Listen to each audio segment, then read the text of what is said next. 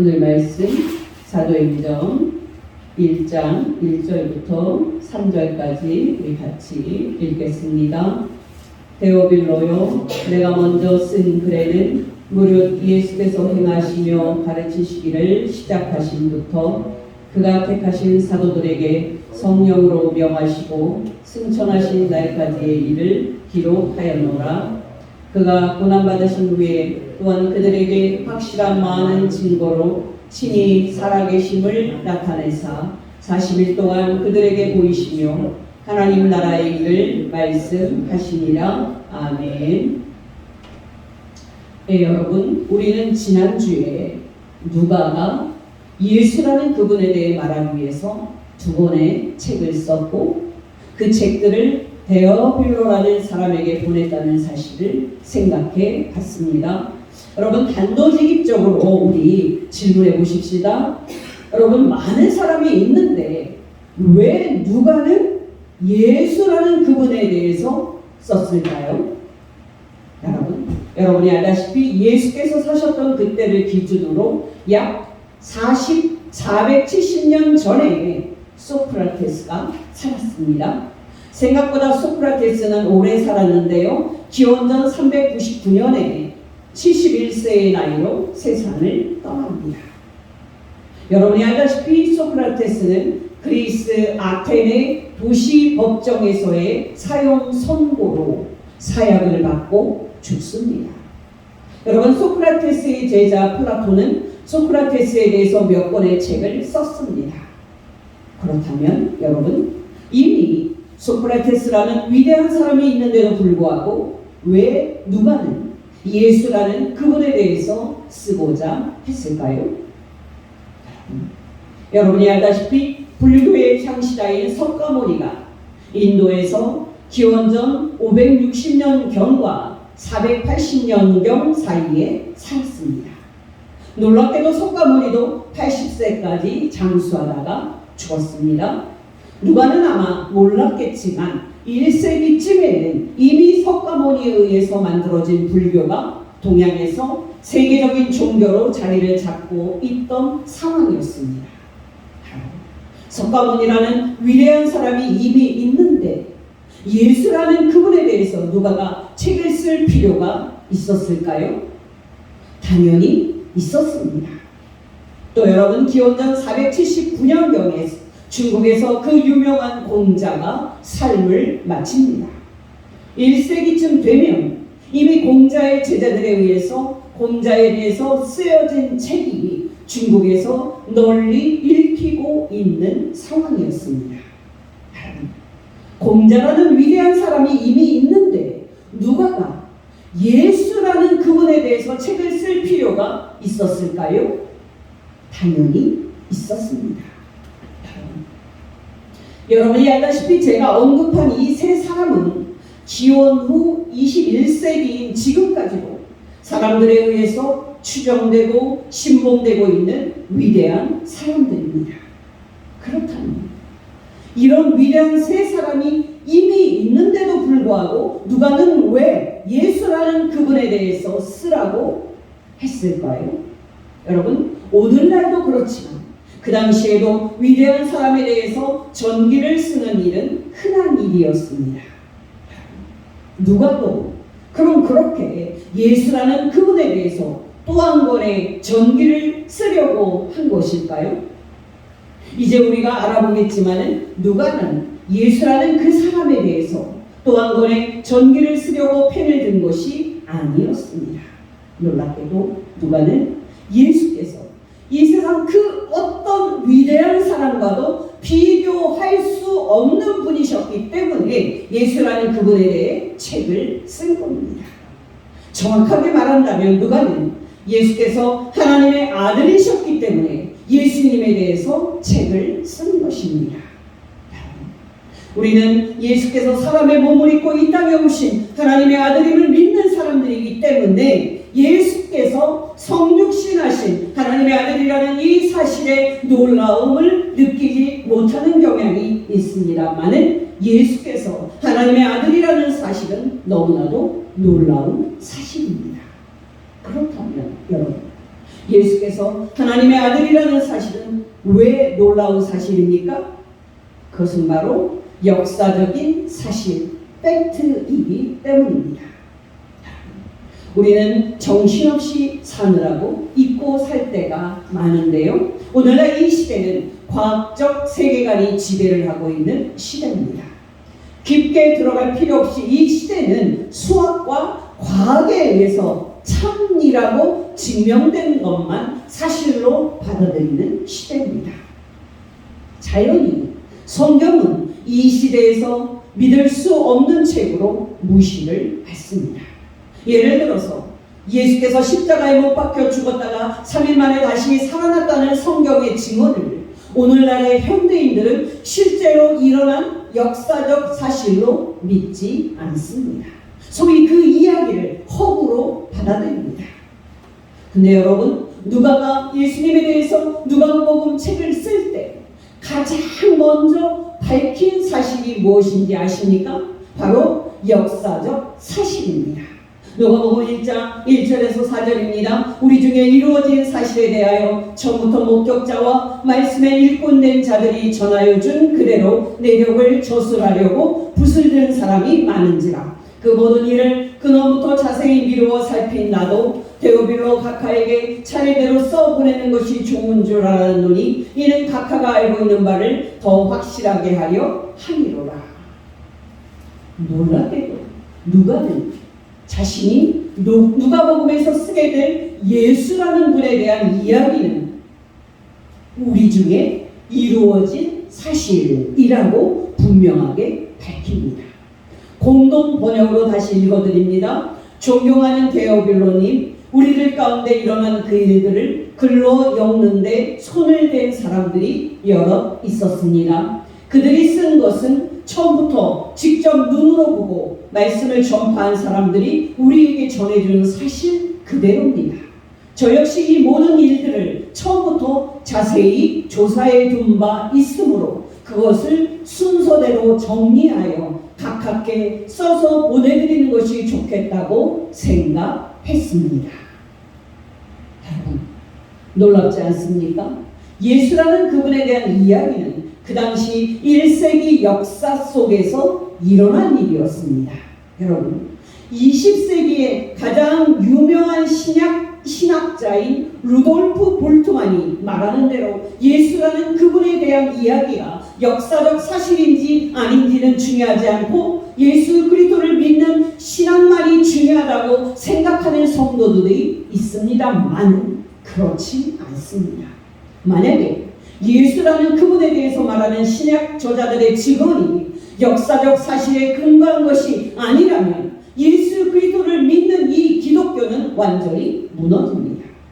쉽게 말씀을 드리면 구원을 얻기 위해서 우리가 예수님을 믿은 것은 헛것을 믿는 것이 되는 겁니다. 오늘날 한국 사람들이 이 신으로 섬기는 것이 바로 힐링과 행복입니다. 예전에 못 살았었던 5, 60년대, 6, 70년대 때는 우리도 한번 잘 살아서 밥 한번 실컷 먹어보자는 것이 시대 정신이었습니다. 그렇게 여러분, 우리나라는 노동자들과 온 국민들의 희생과 수고로 8, 90년대에 급속한 경제 성장을 했고 지금은 세계에서 잘 사는 선진국에 들어섰습니다. 여러분, 이런 상황에서 무엇이 시대정신이겠습니까? 바로 우리도 돈도 좀 쓰고 즐길 것도 즐기고 행복하게 살자 하는 힐링과 행복이 시대정신입니다. 여러분이 알다시피 지금은 여름 휴가 절정기입니다. 여러분, 정말 우리가 믿는 예수님에 대한 이야기가 역사적인 사실이 아니라면 저와 여러분은 속된 말로 평생 헛짓거리 한 겁니다. 정말 여러분, 우리가 믿는 예수님에 대한 일들이 역사적으로 사실이 아니라면 저와 여러분은 헛믿은 거고요. 일주일에 하루 주일날 교회에 나오지 않고 우리가 산과 바다로 놀러 갔었더라면 좋았을 겁니다. 그러나 여러분, 기뻐하시기 바랍니다. 우리가 믿는 예수님에 대한 이야기는 역사적 팩트입니다. 사실입니다. 정말 우리가 믿는 예수님에 대한 일들은 역사적 사실입니다. 사도 바울의 유명한 말입니다. 고린도전서 15장 12절에서 22절까지의 말씀입니다. 예수 그리스도께서 죽은 자 가운데서 다시 살아나셨다 전파되었거늘 너희 중에 어떤 사람들은 어찌하여 죽은 자 가운데서 부활이 없다 하느냐. 만일 죽은 자의 부활이 없으면 예수 그리스도도 다시 살아나지 못하셨느니라. 예수 그리스도께서 만일 다시 살아나지 못하셨으면 우리의 전파하는 것도 헛것이요 또 너희 믿음도 헛것이며 또 우리가 하나님의 거짓 증인으로 발견되리니 우리가 하나님이 예수 그리스도를 다시 살리셨다고 증언하였습니다. 만일 죽은 자가 다시 살아나는 일이 없으면 하나님이 예수 그리스도를 다시 살리지 아니하셨으리라. 만일 죽은 자가 다시 살아나는 일이 없으면 예수 그리스도도 다시 살아나신 일이 없었을 터이요 예수 그리스도께서 다시 살아나신 일이 없으면 너희의 믿음도 헛되고 너희가 여전히 죄 가운데 있을 것이요 또한 예수 그리스도 안에서 잠자는 자도 망하였으리니 만일 예수 그리스도 안에서 우리가 바라는 것이 다만 이 세상의 삶뿐이면 모든 사람 가운데 우리가 더욱 불쌍한 자이리라. 그러나 이제 예수 그리스도께서 죽은 자 가운데서 다시 살아나사 잠자는 자들의 첫 열매가 되셨도다. 사망이 한 사람으로 말미암았으니 죽은 자의 부활도 한 사람으로 말미암는도다. 아담 안에서 모든 사람이 죽은 것 같이 예수 그리스도 안에서 모든 사람이 삶을 얻으리라.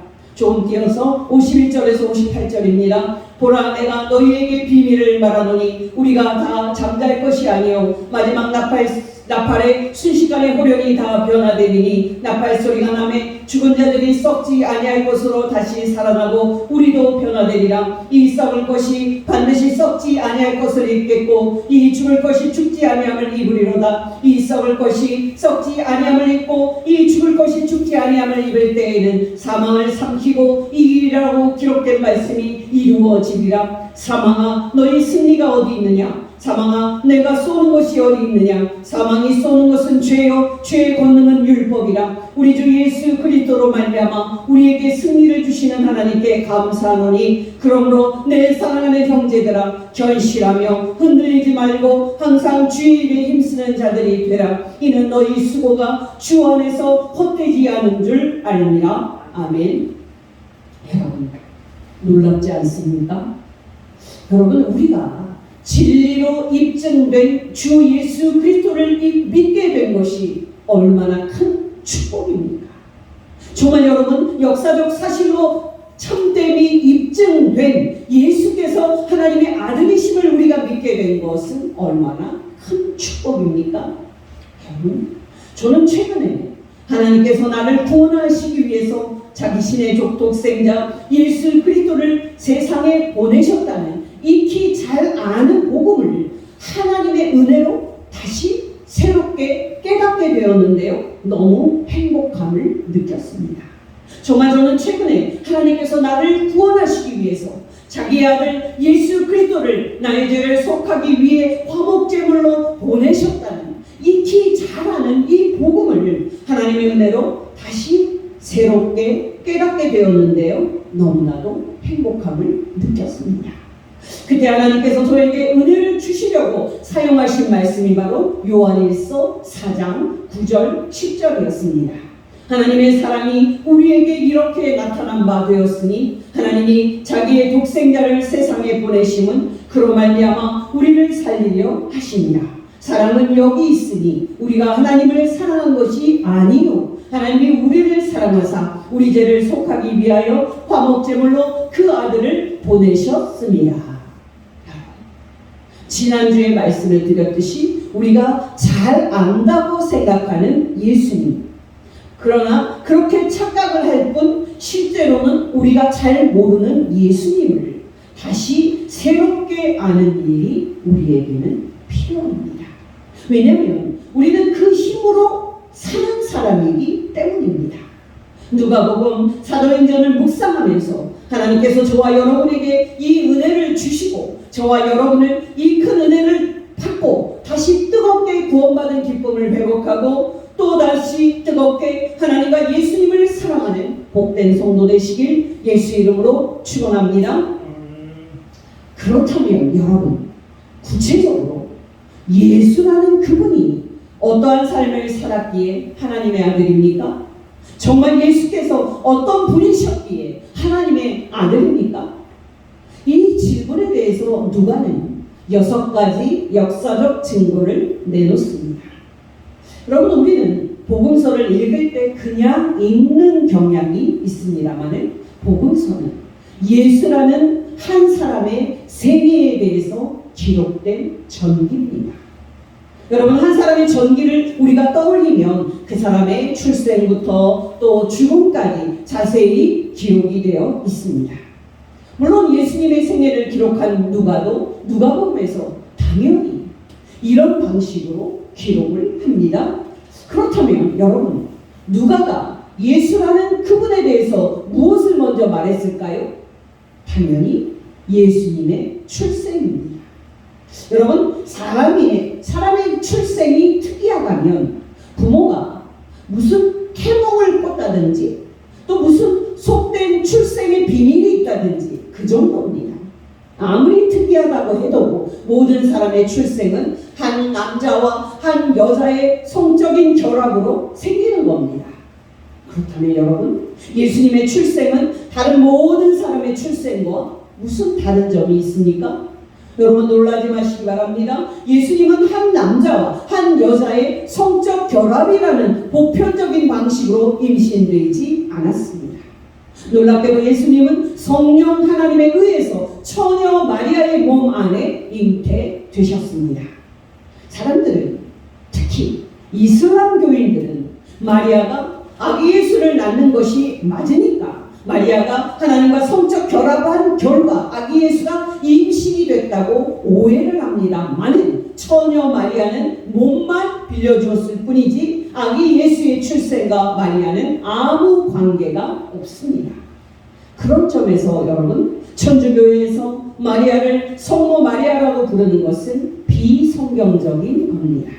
예수님의 출생에 대한 누가의 증언입니다. 누가복음 1장 26절에서 38절까지의 말씀입니다. 6째 달에 천사 가브리엘이 하나님의 보내심을 받아 갈릴리 나사렛이라는 동네에 가서 다윗의 자손 요셉이라는 사람과 약혼한 처녀에게 이르니 그 처녀의 이름은 마리아라. 그에게 들어가 이르되 은혜를 받은 자여 평안할지어다. 주께서 너와 함께 하시도다 하니 처녀가 그 말을 듣고 놀라 이런 인사가 어찌함인가 생각하매 천사가 이르되 마리아여 무서워하지 말라. 내가 하나님께 은혜를 입었느니라. 보라, 네가 잉태하여 아들을 낳으리니 그 이름을 예수라 하라. 그가 큰 자가 되고 지극히 높으신 이의 아들이라 일컬어질 것이요 주 하나님께서 그 조상 다윗의 왕위를 그에게 주시리니 영원히 야곱의 집을 왕으로 다스릴 것이며 그 나라가 무궁하리라. 보라, 내 친족 엘리사벳도 늙어서 아들을 배웠느니라. 본래 임신하지 못한다고 알려진 이가 이미 6달이 되었나니 대저 하나님의 모든 말씀은 능하지 못하심이 없느니라. 마리아가 이르되 주의 여종이오니 말씀대로 내게 이루어지이다 하매 천사가 떠나니라. 처녀 마리아가 성령 하나님에 의해서 아기 예수를 임신하고 출산한 누가의 증언은 놀랍게도 마태의 증언하고 일치합니다. 마태복음 1장 18절에서 25절입니다. 예수 그리스도의 나심은 이러하니라. 그의 어머니 마리아가 요셉과 약혼하고 동거하기 전에 성령으로 잉태된 것이 나타났더니 그의 남편 요셉은 의로운 사람이라 그를 드러내지 아니하고 가만히 끊고자 하여 이 일을 생각할 때에 주의 사자가 현몽하여 이르되 다윗의 자손 요셉아, 마리아 데려오기를 무서워하지 말라. 그에게 잉태된 자는 성령으로 된 것이라. 아들을 낳으리니 이름을 예수라 하라. 이는 그가 자기 백성을 그들의 죄에서 구원할 자임이시라 하니라. 이 모든 일이 된 것은 주께서 선지자로 하신 말씀을 이루려 하시니 이르시되 보라, 처녀가 잉태하여 아들을 낳을 것이요 그의 이름은 임마누엘이라 하리라 하셨으니 이를 번역한즉 하나님이 우리와 함께 계시다 하니라. 요셉이 잠에서 깨어 일어나 주의 사자의 분부대로 행하여 그의 아내를 데려왔으나 아들을 낳기까지 동침하지 아니하더니 나음에 예수라 하니라. 놀랍지 않습니까? 예수께서 단지 위대한 사람 중에 한 사람일 뿐이었다면 누가는 틀림없이 예수님에 대해서 쓰지 않았을 겁니다. 그렇다면 여러분, 왜 예수께서는 다른 모든 사람들이 태어나는 방식이 아닌 이 놀라운 방식으로 이 세상에 오셔야 했습니까? 바로 예수께서 하나님의 아들이셨기 때문입니다. 여러분이 들으면 놀라시겠지만 예수께서는 태초에 하나님과 함께 이 우주 만물과 사람을 창조하신 하나님이셨습니다. 우리는 자주 들어서 익숙한 교리입니다만 그 말씀이신 성자 하나님이신 분이 사람이 되신 것, 그것이 바로 예수님입니다. 요한복음 1장 1절에서 3절입니다. 태초에 말씀이 계시니라. 이 말씀이 하나님과 함께 계셨으니 이 말씀은 곧 하나님이시니라. 그가 태초에 하나님과 함께 계셨고 만물이 그로 말미암아 지은 바 되었으니 지은 것이 하나도 그가 없이는 된 것이 없느니라. 조금 뛰어서 14절입니다. 말씀이 육신이 되어 우리 가운데 거하심에 우리가 그의 영광을 보매 아버지의 독생자의 영광이요 은혜와 진리가 충만하더라. 기억하시기 바랍니다. 하나님이셨던 분이 우리와 같은 사람이 되셨다는 사실보다 더 놀라운 사실은 없습니다. 저는 이 사실을 생각할 때마다 큰 놀라움과 큰 충격을 받습니다. 저와 여러분이 성육신하신 예수님을 생각할 때마다 큰 은혜를 받고 예수님께 영광을 올려드리는 복된 성도 되시길 예수 이름으로 축원합니다. 그렇다면 여러분, 출생 외에 또 예수께서 하나님의 아들이심을 증명하는 역사적인 사실은 무엇입니까?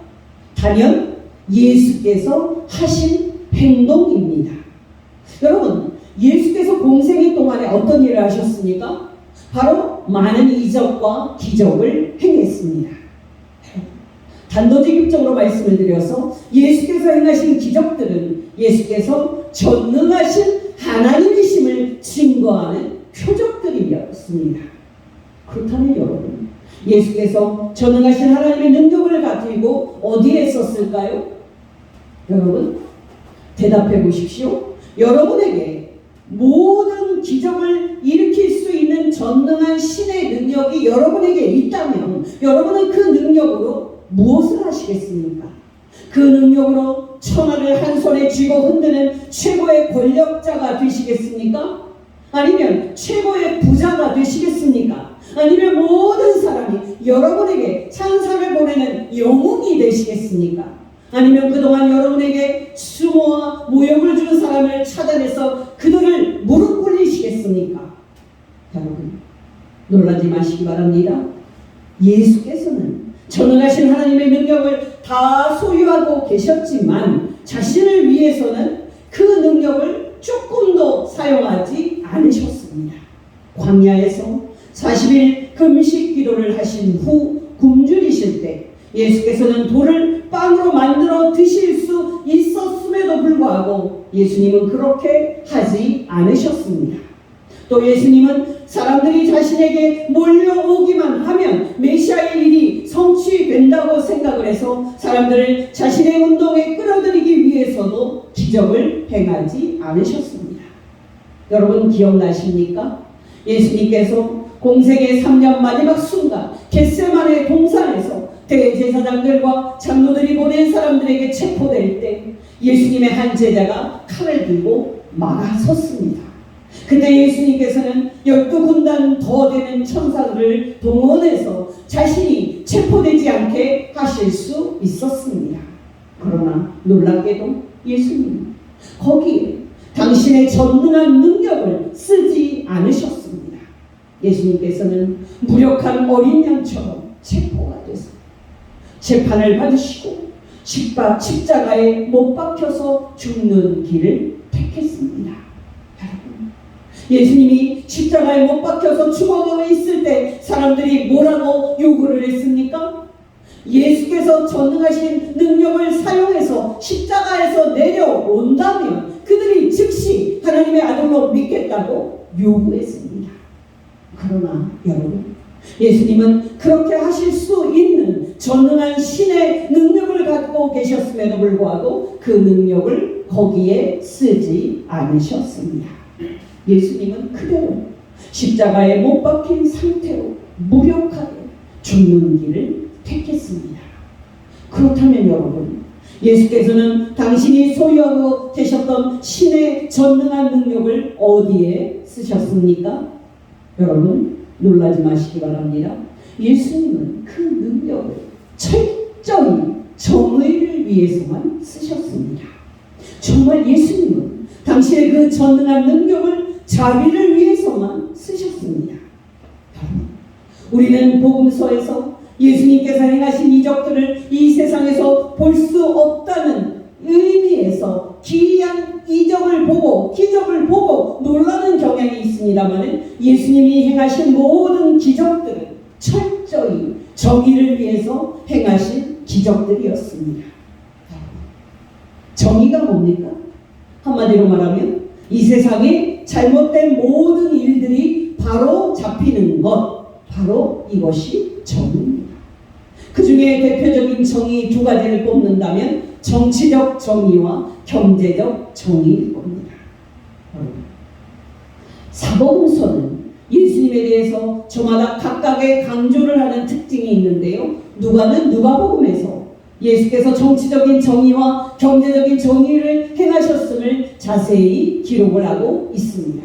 물론 예수님께서 행하신 이 두 정의에 입각한 행동은 하나님께서 종말에 이 세상에 존재하는 모든 정치적 불의 세력과 모든 경제적 불의 세력을 다 심판하실 거라는 예표입니다. 이 세상의 정치적 정의를 실현하는 분으로서의 예수님에 대한 고전적인 증언인 마리아의 노래입니다. 누가복음 1장 51절에서 55절입니다. 그의 팔로 힘을 보이사 마음의 생각이 교만한 자를 흩으셨고 권세 있는 자를 그 왕위에서 내리치셨으며 비천한 자를 높이셨고 죽이는 자를 좋은 것으로 배불리셨으며 부자는 빈손으로 보내셨도다. 그 종 이스라엘을 도우사 긍휼히 여기시고 기억하시되 우리 조상에게 말씀하신 것과 같이 아브라함과 그 자손에게 영원히 하시리로다 하니라. 우리는 예수님을 종교적이라는 좋은 관점에서 이해를 하다 보니까 예수님에 대해서 온전히 이해하지 못하는 잘못을 범하는데요. 여러분, 예수께서는 이 세상에 계실 때 존재 그 자체로 그 당시 세상을 지배했던 권력자들에게 상당한 위협이 되었었습니다. 마태복음 2장을 보면 헤롯 대왕이 메시아 예수께서 태어났다는 소식을 듣고 아기 예수를 죽이기 위해서 베들레헴의 유아들, 어린 영아들을 모조리 죽이지 않습니까? 바로 그 사건은 예수께서 권력자들에게 위협이 됐다는 사실을 보여줍니다. 길게 말씀드릴 수는 없고요. 우리는 예수님을 주 예수라고 부르지 않습니까? 이 고백은 그 당시 로마 황제가 이 세상을 다스리는 주가 아니고 예수께서 이 세상을 다스리는 통치자임을 고백을 하는 건데요. 바로 이 고백은 정의의 왕이신 예수께서 이 세상을 정의로 지금 통치하고 계심을 말하는 고백입니다. 여러분이 누가복음을 읽어보시면 아시겠지만 누가복음에서 예수님은 이 세상에 정의를 실천하기 위해서 오신 왕답게 가난한 자들을 위해서 특별히 이적을 많이 행하셨습니다. 여러분, 누가복음 4장에는 예수께서 고향 나사렛 회당에서 자신이 무엇을 하러 세상에 왔는지 공표하는 예수님의 선언이 나오는데요. 바로 이사야 61장입니다. 누가복음 4장 16절에서 21절의 말씀을 읽어드립니다. 예수께서 그 자라나신 곳 나사렛에 이르사 안식일에 늘 하시던 대로 회당에 들어가사 성경을 읽으려고 서심해 선지자 이사야의 글을 드리거늘 책을 펴서 이렇게 기록된 데를 찾으시니 곧 주의 성령이 내게 임하셨으니 이는 가난한 자에게 복음을 전하게 하시려고 내게 기름을 부으시고 나를 보내사 포로된 자에게 자유를 눈먼 자에게 다시 보게 함을 전파하며 눌린 자를 자유롭게 하고 주의 은혜의 해를 전파하게 하려 하심이라 하였더라. 책을 덮어 그 맡은 자에게 주시고 앉으시니 회당에 있는 자들이 다 주목하여 보더라. 이에 예수께서 그들에게 말씀하시되 이 글이 오늘 말을 너희 귀에 응하였느니라 하시니. 여러분 기억하시기 바랍니다.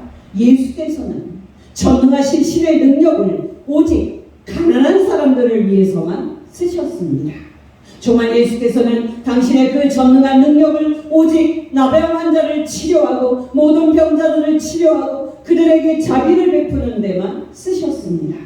정말 예수께서는 악한 마귀와 악한 영들에게 고통당하는 눌린 자들을 해방시키는 데만 당신의 그 전능한 능력을 쓰셨습니다. 놀랍지 않습니까? 바로 이것이 예수께서 하나님의 아들이신 두 번째의 역사적인 증거입니다. 예수께서 하나님의 아들이심을 증명하는 나머지 역사적 증거들도 하나하나 너무나도 중요한데요. 오늘은 대략적으로 핵심만 말씀을 드립니다. 여러분, 예수께서 하나님의 아들이신 세 번째 증거는 가르침입니다. 여러분, 예수께서 무엇을 가르치셨습니까? 정말 예수님께서는 우리에게 어떻게 살라고 가르치셨습니까? 바로 하나님을 사랑하고 또 이웃을 사랑하라고 가르쳤습니다. 특별히 중요한 것은 이웃사랑이었습니다. 왜냐하면 이웃사랑을 통해서 우리가 하나님을 사랑하는 것이 입증이 되기 때문입니다. 구체적으로 여러분, 예수께서 가르치신 이웃사랑의 내용은 뭡니까? 바로 원수까지 사랑하라 입니다. 예수님의 말씀이 누가복음 6장 27절에서 31절입니다. 그러나 너희 듣는 자에게 내가 이르노니 너희 원수를 사랑하며 너희를 미워하는 자를 선대하며 너희를 저주하는 자를 위하여 축복하며 너희를 모욕하는 자를 위하여 기도하라. 너희 이 뺨을 치는 자에게 저 뺨을 돌려대며 내 겉옷을 빼앗는 자에게 속옷도 거절하지 말라. 내게 구하는 자에게 주며 내 것을 가져가는 자에게 다시 달라 하지 말며 남에게 대접을 받고자 하는 대로 너희도 남을 대접하라. 여러분, 예수님의 이 가르침을 그대로 전하는 사도 바울과 사도 베드로의 말입니다. 로마서 12장 17절 18절입니다. 아무에게도 악을 악으로 갚지 말고 모든 사람 앞에서 선한 일을 도모하라. 할 수 있거든 너희로서는 모든 사람과 더불어 화목하라. 조금 뒤어서 21절입니다. 악에게 지지 말고 선으로 악을 이기라. 베드로전서 3장 8절 9절 말씀, 마지막으로 말하노니 너희가 이 마음을 같이하여 동정하며 형제를 사랑하며 불쌍히 여기며 겸손하며 악을 악으로 욕을 욕으로 갚지 말고 도리어 복을 빌라. 이를 위하여 너희가 부르심을 받았으니 이는 복을 이어받게 하려 하심이라. 악을 악으로 갚지 말고 원수까지 사랑하라 하는 예수님의 말씀은 살인을 포함한 모든 폭력을 포기하고 비폭력과 용서와 자비로 원수까지 대하라 하는 말씀입니다. 바로 이 가르침을 전한 것이 예수께서 하나님의 아들이신 세 번째 증거입니다. 네 번째는 예수님의 죽음입니다. 여러분, 예수께서 어떻게 죽으셨습니까? 죄가 있어서 체포되셨습니까? 죄가 있어서 십자가에 못 박혀 죽는 그런 사형을 받으셨습니까? 그 당시 예수님을 최종 판결했던 로마 총독 빌라도는 분명히 예수는 죽일 죄가 없다 하고 선고를 했습니다. 누가복음 23장 4절입니다. 빌라도가 대제사장들과 무리에게 이르되 내가 보니 이 사람 예수에게 죄가 없도다 하니. 조금 띄어서 13절에서 16절입니다. 빌라도가 대제사장들과 관리들과 백성을 불러모으고 이르되 너희가 이 사람 예수가 백성을 미혹하는 자라 하여 내게 끌고 왔도다. 보라, 내가 너희 앞에서 신문하였으되 너희가 고발하는 일에 대하여 나는 이 사람에게서 죄를 찾지 못하겠고 헤롯이 또한 그렇게 하여 그를 우리에게 도로 보내었도다. 보라, 그가 행한 일에는 죽일 일이 없느니라. 그러므로 때려서 놓겠노라. 또 22절에서 25절입니다. 빌라도가 세 번째 말하되 이 사람이 무슨 악한 일을 하였느냐. 나는 그에게서 죽일 죄를 찾지 못하였나니 때려서 놓으라 하니. 그들이 큰 소리로 재촉하여 십자가에 못 박기를 구하니 그들의 소리가 이긴지라. 이에 어쩔 수 없이 빌라도가 그들이 구하는 대로 언도하고 그들이 요구하는 자 곧 밀란과 살인으로 말미암아 옥에 갇힌 자를 놓아주고 예수는 넘겨주어 그들의 뜻대로 하게 하니라. 또 32절에서 33절입니다. 또 다른 두 행악자도 사형을 받게 되어 예수와 함께 끌려가니라. 해골이라 하는 곳에 이르러 거기서 예수를 십자가에 못 박고 두 행악자도 그렇게 하니 하나는 우편에 하나는 좌편에 있더라. 역사 속에서는 죄가 없는데도 사형을 당한 사람들이 의외로 적지 않습니다. 그러나 여러분, 예수님처럼 죽이려고 그의 삶 전체와 그의 행적 전체를 샅샅이 뒤진 사람은 없습니다. 요즘 말로 하면 털어서 먼지 안 나오는 사람 없고요. 털면 어떤 죄라도 나오는 게 사람입니다. 근데 여러분, 요즘 말로 예수님은 압수수색 수천 수만 번을 받았는데도 죽일 죄가 하나도 없었어요. 하나도 찾지 못했습니다. 여러분, 놀랍지 않습니까? 히브리서 기자의 말입니다. 히브리서 4장 14절 15절입니다. 그러므로 우리에게 큰 대제사장이 계시니 승천하시니 곧 하나님의 아들 예수시라. 우리가 믿는 도리를 굳게 잡을지어다. 우리에게 있는 대제사장은 우리의 연약함을 동정하지 못하실 리가 아니요 모든 일에 우리와 똑같이 시험을 받으신 이로되 죄는 없으시니라. 아멘. 여러분, 놀라지 마시기 바랍니다. 예수께서 죄가 하나라도 있는 삶을 사셨다면 예수님은 저와 여러분을 구원할 수 없습니다. 그러나 여러분, 기뻐하시기 바랍니다. 우리 예수님은 짧은 33년의 인생을 사셨지만 그 조금의 죄도, 그 조금의 흠도 없는 완전히 거룩한 인생을 사셨습니다. 그리고 죄가 없는데도 십자가에 못 박혀 죽임을 당했습니다. 바로 이 놀라운 죽음이 예수께서 하나님의 아들이심을 증명하는 사실이고, 예수께서 이 세상 모든 죄인을 구원하기 위해 이 땅에 오신 하나님의 아들임을 증명하는 겁니다. 사도 바울의 말입니다. 디모데전서 1장 15절 말씀. 미쁘다 모든 사람이 받을 만한 이 말이요 그리스도 예수께서 죄인을 구원하시려고 세상에 임하셨다 하였도다. 죄인 중에 내가 괴수니라. 아멘. 여러분께 권면드립니다. 저와 여러분을 죄에서 구원하기 위해 이 땅에 사람으로 오셨던 예수 그리스도의 그 사랑에 더욱더 감격해서 저와 여러분이 예수 그리스도를 더욱더 사랑하고 예수 그리스도께 더욱더 충성하는 복된 성도 되시기를 예수 이름으로 축원합니다. 기도하겠습니다. 하나님 아버지, 오늘 말씀을 통해서 예수께서 하나님이 보내신 하나님의 아들이심을 증명하는 사실들을 가르쳐 주신 것 진심으로 감사를 드립니다. 하나님 아버지, 날마다 우리에게 말씀과 성령으로 충만하게 하여 주시사 우리를 위해 구원자 예수 그리스도를 보내주신 성부 하나님의 은혜와 우리 죄 대신 십자가에 못 박혀 죽어주신 성자 하나님 예수 그리스도의 그 사랑에 더욱더 감격하여 우리의 남은 인생 구원받은 기쁨을 소유하고 성부와 성자와 성령 하나님을 위해 살고 이웃을 위해 살게 하옵소서. 예수님의 이름으로 기도합니다. 아멘.